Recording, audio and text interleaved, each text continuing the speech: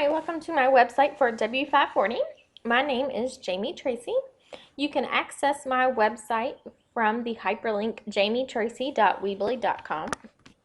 And through this video, I'm going to briefly walk you through our three main projects that we did as part of this class. So the first one is our technology plan. I work for More Traditional School, which is part of JCPS in Louisville, Kentucky. So on my technology plan, the first thing you're going to find is JCPS's acceptable use policy, which states that access is a privilege and not a right for our students. You'll also find Moore's student telecommunications waiver. It was recently approved by the board that students can use their telecommunication devices in the classroom as long as it is a teacher-approved lesson plan. So on this waiver, it just states the rights of the students and what the students agree to and the parents agree to. So for example, the school is not responsible for a lost or stolen device. We are also not responsible if the student goes over the data plan. So not only does it protect the students and describes our expectations for the student, but it also protects the school. Inside my technology plan, you'll also see an analysis of the classroom. More is grades 6 through 12. We have approximately 1,800 students, and around 76% of those students were on free or reduced lunch last year. This information was provided by our school's report card. I also break down the technology resources that we have available at Moore. So every faculty member has a district-issued laptop available to use. At Moore, we also have 500 HP Mini Note laptops that are available for student use. Those are on 16 different laptop carts and are available for teachers to check those out. We have 50 computers that are available for use in the library.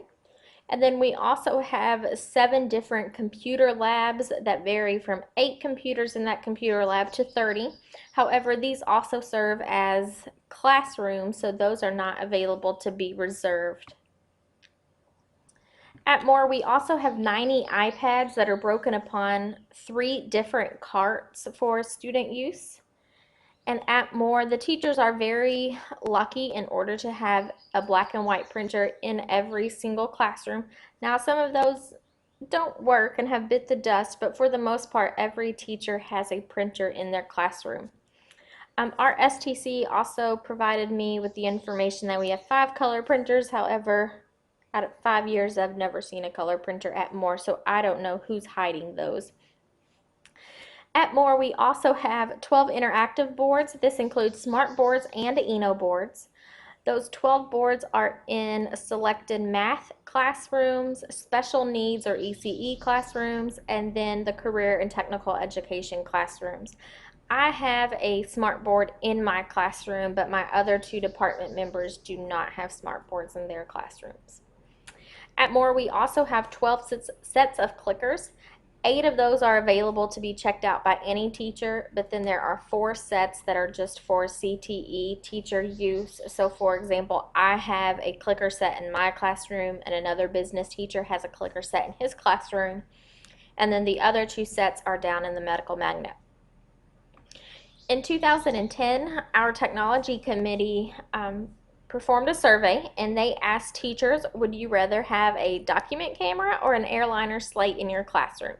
So depending upon how teachers replied to that survey is how they determined what they would order. So we have 70 document cameras and 35 airliner slates. Now those are in different teachers' classrooms and there's not really a rhyme or a reason as to what teacher has what technology available. But as teachers have left more, that has provided more document cameras or airliner slate available to newer teachers or teachers that chose an airliner slate but ended up wanting a document camera. At Moore, I feel like we have a decent amount of technology available to students.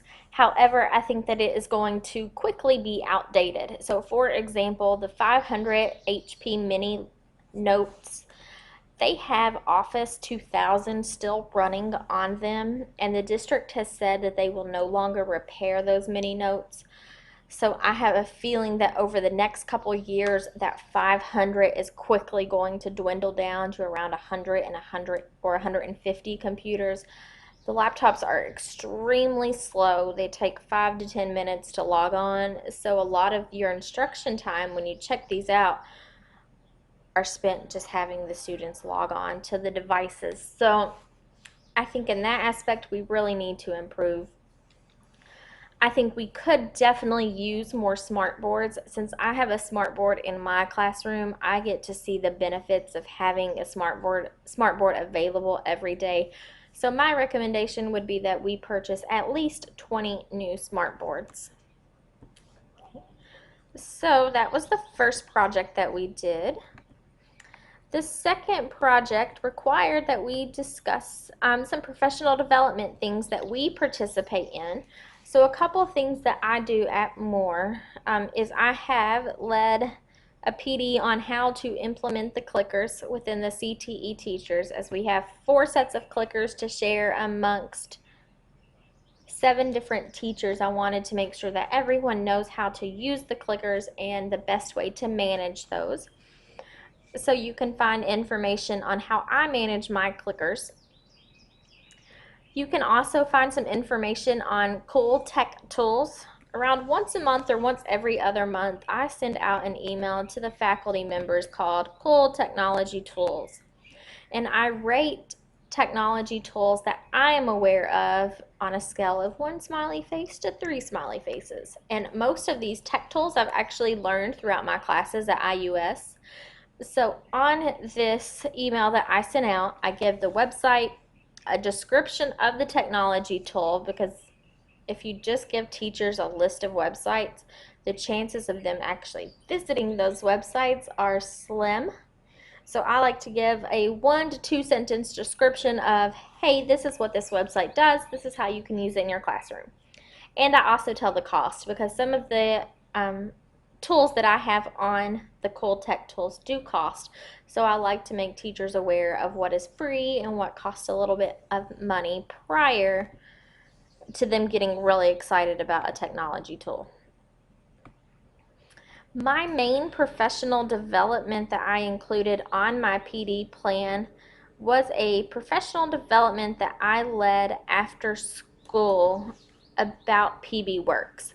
Once a month, our technology committee, or our STCs, will lead a technology PD, and they asked me to lead a PD on PB Works and classroom websites. I use PB Works to store all of my lesson plans on, so when a child is absent, they are required to get onto the classroom website and find their work instead of coming to me and saying, hey, what did I miss? So in this PD, I showed teachers first how to create a classroom website, and this is my WordPress website.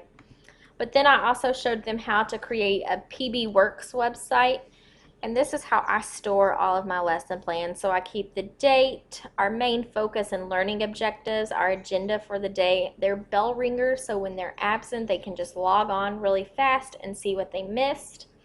And then I also keep all of our PowerPoints from class and all activities online so that they are easily accessible to the students either at home or at school. And so if a student also has a visual impairment and they can't see the board, I also have them log on to the website and open up the PowerPoint that we're discussing so that they can take notes that way. So in this professional development, I talked about what is PB Works, what are some different uses for PB Works, because not everybody uses it as a classroom website as I do.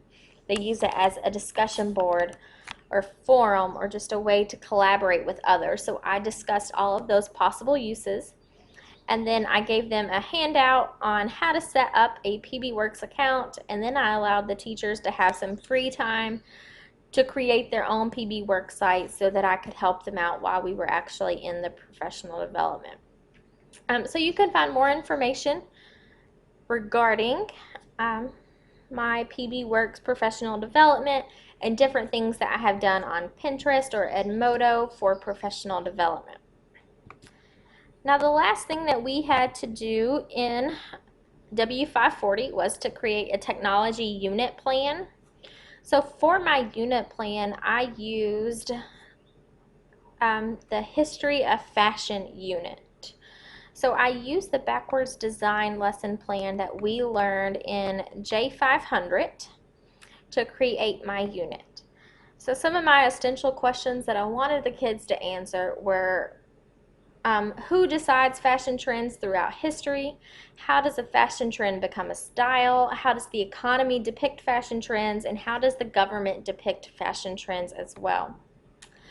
So you can find all of my lesson plans from the bell ringer to how we started the day off to the lecture to all activities on my Weebly website and then technology unit.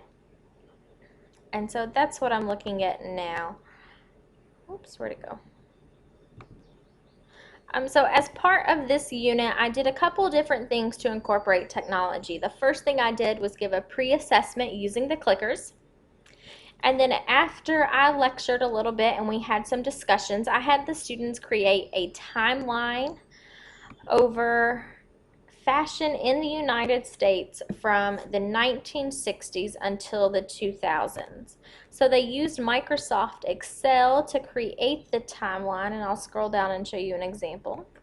So that's kind of small, but you can get an idea. And then they had to locate images from the internet that represents fashion from that decade, but then they also had to do some research. So they had to tell me the presidents of that decades, what politics or policies were really prevalent that maybe impacted fashion a little bit. What was science, technology, and medicine like? Because we know technology can greatly impact fashion. We also looked at popular entertainers, popular literature, toys, television shows, sports figures, just anyone that could have impacted fashion. So they created these timelines on Microsoft Excel, and then we cut them out and we taped them up, and it was just a really cool visual because most of their timelines ended up being around 5 to 6 feet tall. So after we did the timeline, we then created fashion blogs. So each student created their own Weebly website, and their first post was to describe how a fashion trend from a past decade can actually be implemented or incorporated into current fashion trends. So I discussed how to create a Weebly website, what makes a good blog, how to cite your sources on a blog to make sure that you are not plagiarizing anything. And then the students went out, used their own creativity, and created their own fashion blog. So this is just one example from one of my students. She discussed the grunge style a little bit, the disheveled look that was really popular in the 90s, how it's kind of coming back to play in in 2014. So my students really enjoyed that aspect because they were able to be creative, they could put some personality into it, and I didn't set a lot of parameters on what they had to write about. So I saw a lot of students using like the 1920s, 1930s, a lot of 1990s and 1980s, how to incorporate those trends into the current trends of 2014. So after we did their blog, we then concluded the unit with a post assessment, also using the clickers, but that also had an essay piece to it. I really enjoyed my technology unit. The kids really enjoyed the technology that we used in class, and I think it just allowed them to kind of gain a better perspective on, hey, technology is just not social media. I can reach thousands of people using technology. So these were my main 3 projects that I did for W540. I hope you enjoyed.